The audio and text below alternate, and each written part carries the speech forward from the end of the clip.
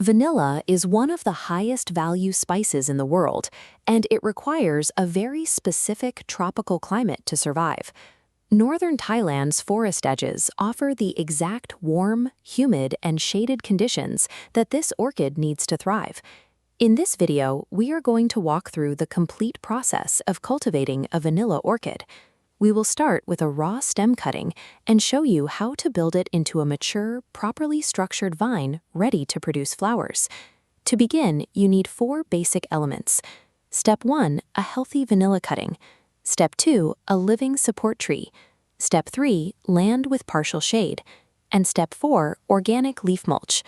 By combining these 4 simple elements, you can take a patch of unused forest edge and build a highly profitable, sustainable agricultural asset. This diagram shows the required light conditions for a vanilla crop. The overhead canopy must filter out 50 to 70% of direct sunlight before it reaches the ground. Too much sun will burn the leaves, and too much shade prevents the plant from flowering. These photos show what that optimal light filtering looks like in the real world.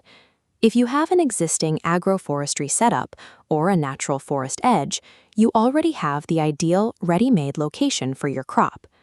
Next, check your soil. Vanilla requires earth that is highly aerated and exceptionally well-draining. The roots need oxygen just as much as they need moisture. You must strictly avoid planting in low-lying areas or depressions in the ground. If water pools or floods around the base of the plant during the rainy season, the roots will suffocate and die.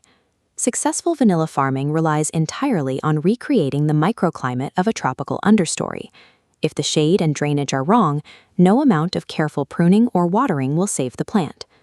Because vanilla is a climbing vine, it requires a living tutor tree, like Gliricidia or Leucaena. The rough bark of these specific trees allows the orchid's aerial roots to physically attach and climb upward. You must maintain these support trees at a strict height, keeping them right between 1.5 and 2 meters tall. To manage this, the tree is pruned flat. This forces horizontal branch growth, creating a wide umbrella shape that provides localized shade. Keeping it at chest height ensures you can easily reach the vanilla flowers without a ladder. Your tutor tree is a vital piece of living infrastructure. It acts as the trellis, manages the microshade, and ensures safe, efficient labor. Now, prepare the cutting. Take a healthy 1 to 1.5 meter segment and rest it in a shaded area for 2 to 3 days. This allows the cut end to heal over, which prevents fungal infections from taking hold.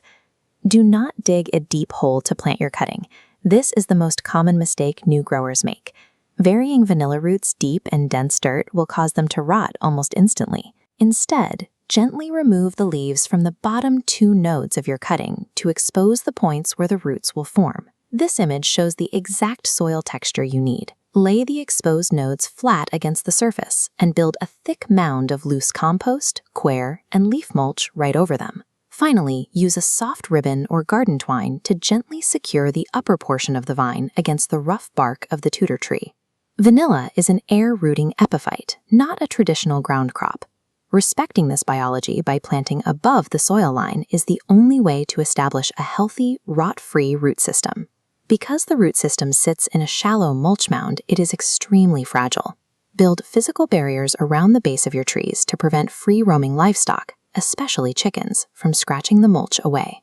During the dry season, apply a fresh, thick layer of mulch to lock the humidity around the base of the plant and maintain a consistent, healthy watering schedule.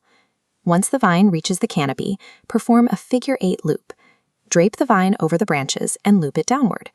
Climbing endlessly upward only grows leaves. Hanging downward alters its internal chemistry, triggering the plant to produce flowers. This photo shows the practical result. By looping the vines downward, the eventual flowers and vanilla pods develop in heavy clusters, right at a comfortable height for you to work with. Actively manipulating the path of the vine is the crucial difference between a wild, barren plant and a highly productive agricultural crop. This image shows what all of that precise setup builds toward: a fully established, thriving vanilla agroforest, carefully managed under the canopy. It will take about 3 years of diligent watering, mulching, and looping before these young vines mature enough to yield their first flowers. Once the flowers appear, you will face the next great challenge: mastering the delicate, daily labor of hand-pollinating every single bloom to produce the valuable vanilla pods.